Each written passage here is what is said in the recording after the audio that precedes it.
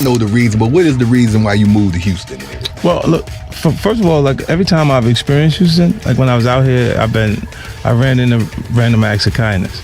Like the people have been good to me. You know what I'm saying? So it's one of the places that I'm like, man, or maybe Houston, like Houston or Miami popped into my head. Mm-hmm. They said 58%. I said, what? You my partner? The IRS is my partner now? Oh no! All you get is a Yankee hat? I'm going to Houston. I have the resilience to go against anybody. Like there's nobody that's too ill. Those are the guys that you would choose not to go against at that point. It's in the environment, they got it. Then 50 Cent recently shared something that adds a new dimension to his long-standing tensions with J. Prince and Supreme McGriff's associates. Based on what he's now disclosing, this situation may go far beyond the usual industry disputes. What once seemed like a typical clash of personalities, 50 ignoring the usual protocols and J. Prince taking that as disrespect, now appears much more serious. 50 is now hinting at a potential threat to his safety, and he's pointing to specific individuals. What's particularly unsettling is who's allegedly involved. Reports mention Supreme's son and even Rick Ross. These are not random names. They're connected to figures who have historically opposed 50, suggesting a possible alliance working quietly behind the scenes. With 50 now outlining potential connections between J. Prince, Supreme's legacy, and certain covert developments, the bigger picture is beginning to take shape. Could this be why 50 suddenly distanced himself from Houston? Was there something more significant going on that the public wasn't aware of? Let's examine the situation further. It started in Houston, a city where J. Prince is widely seen as a powerful figure. Some even consider it his stronghold. When artists come to town, they're generally expected to check in. While framed as a sign of respect, to many, it feels more like an obligation, especially since incidents still occur even when people follow these expectations. Is there supposed to be a certain protocol for people to check in? No, and I begin with me, and then he can speak, and they can speak for the other generation. But I'm never, you know what I mean? We don't have time for no sucker shit like that. When 50 Cent moved to Houston, it was assumed that he would respect those unspoken rules. But he chose not to. He openly stated that he didn't owe anyone any explanation. He had his own network, his own resources, and didn't believe in adhering to codes that didn't align with his principles. For J. Prince, that stance likely came across as a direct challenge, and 50 wasn't just visiting. He officially relocated to Houston. He even tweeted, "I love New York, but I live in Houston." Now, at first many chalked it up to tax benefits, seeing it as a strategic business decision. And true, 50 is a savvy entrepreneur. But there was more behind the move. He had ambitious plans: a $20 million G-Unit film studio, collaborations with alcohol brands, and initiatives focused on education and community involvement. He was setting firm foundations. But the issue was clear. He was moving forward without formally acknowledging the local power structure. No communication, no deference. To the area's major players, that was bound to cause tension. Opportunity for me to start a new relationship with Houston. I'm excited about it. I had an opportunity. I had a lot of fun things for the kids. I think that they're really going to get a chance to appreciate and enjoy it. Soon, whispers began. Some said there was subtle pushback, that 50 was under surveillance, and that local influencers weren't making space for him. Others claimed certain groups were simply waiting for a slip-up, but 50 held his ground. To you and him, the entire check-in culture resembled something more coercive than respectful, and he might have had a valid argument. Even those who did check in weren't always protected. Takeoff complied and still lost his life. Jacob the jeweler faced pressure. XXXTentacion kept a low profile but still became a target. So, from 50's viewpoint, why invest in a protection system that fails to offer real security? It all seemed superficial to him. After enduring numerous life-threatening situations, he wasn't one to be easily shaken. Then things took a turn. Quietly, without drawing attention, 50 withdrew from Houston. He halted the studio project and shifted his focus to Shreveport, Louisiana. It was a subtle exit, but a significant one. This left many wondering why. Houston had seemed to embrace him. He was even given a key to the city. So what changed? The answer surfaced in a brief interview comment. "Houston didn't embrace me the way I expected." That single sentence explained a lot. something had shifted. He no longer felt the same support or the same level of security. All of this happened while he was still being publicly honored. He served as Grand Marshal in the Thanksgiving Day Parade, and November 24th was officially named 50 Cent Day. The mayor stood beside him.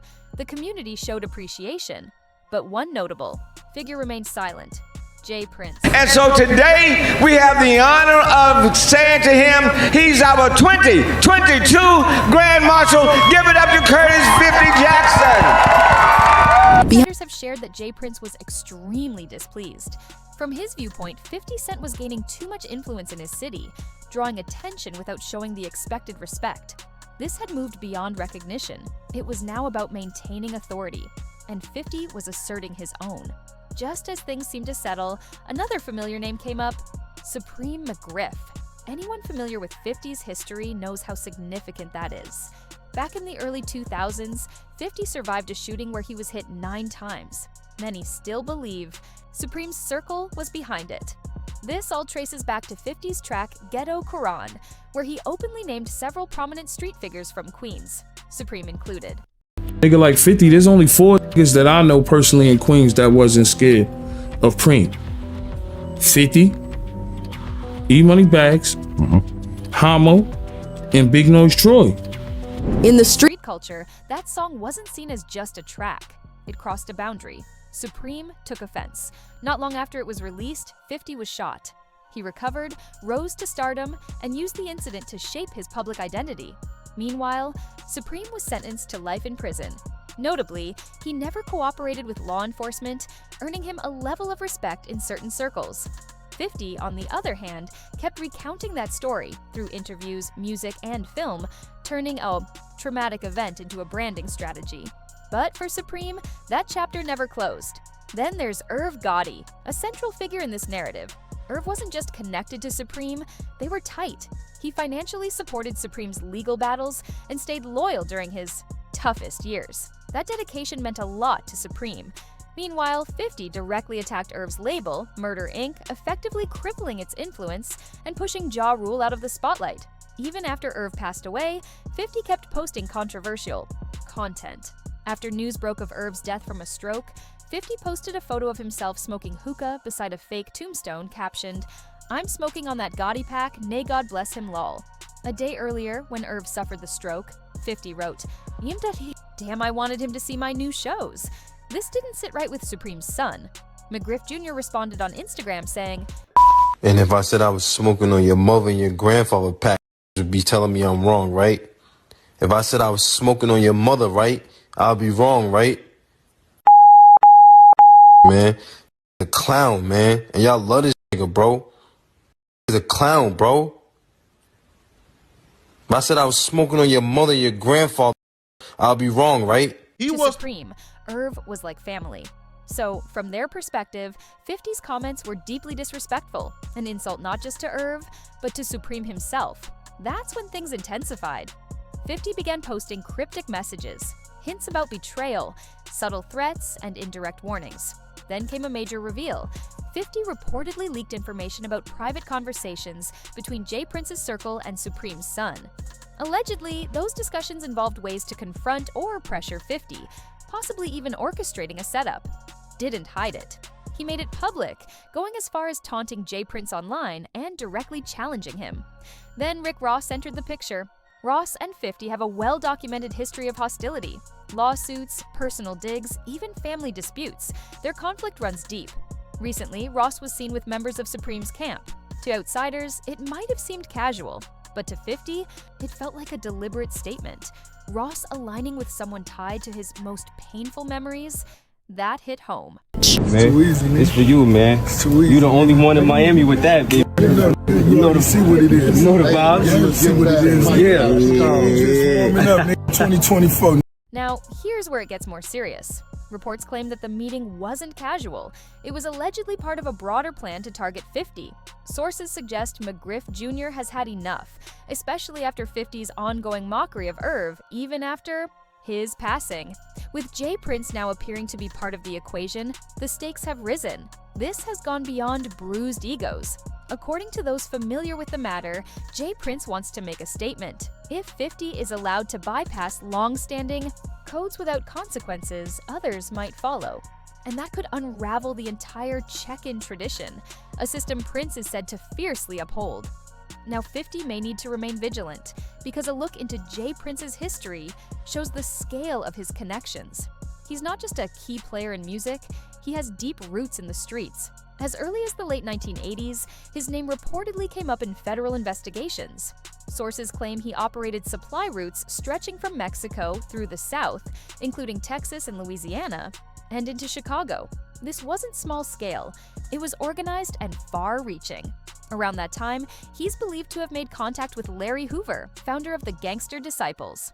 That link created a strong network from Houston to the Midwest, with J. Prince at the center. This was the idea of my father, seeing that it was connections to Drake and Kanye, and that they were such iconic figures, and with them going through things. Then, unexpectedly, Rap-A-Lot Records entered the conversation. On the surface, it looked like a label created to uplift Houston artists. But according to talk on the streets, there may have been more going on behind the scenes. Some believed it was being used as a front to move and clean funds linked to street-level operations. Law enforcement was paying attention. By 1988, the DEA had launched a thorough investigation into both J. Prince and Rap-A-Lot Records. They were tracking shipments, tapping phone lines, surveilling properties, turning drivers into informants, and applying pressure on key associates. A solid case was reportedly coming together. But just when it seemed like the authorities were about to make a move, everything came to a halt. By the late 1990s, the U.S. Attorney General quietly shut down the case. No charges, no public statements, no closure, just silence. An outcome like that doesn't typically occur without significant influence being involved. Fast forward to today, and 50 Cent may be treading on territory that's been carefully guarded for decades. So the question is 50's simply being cautious, or is he trying to expose something bigger before it gets out of hand? Is there an actual plan happening behind closed doors, or is this just a high-profile clash of influence and personalities playing out in public? Let us know what you think in the comments. If this story continues to evolve, we'll be here to break down every development. Don't forget to like the video, subscribe to the channel, and turn on your notifications, because this situation is far from over.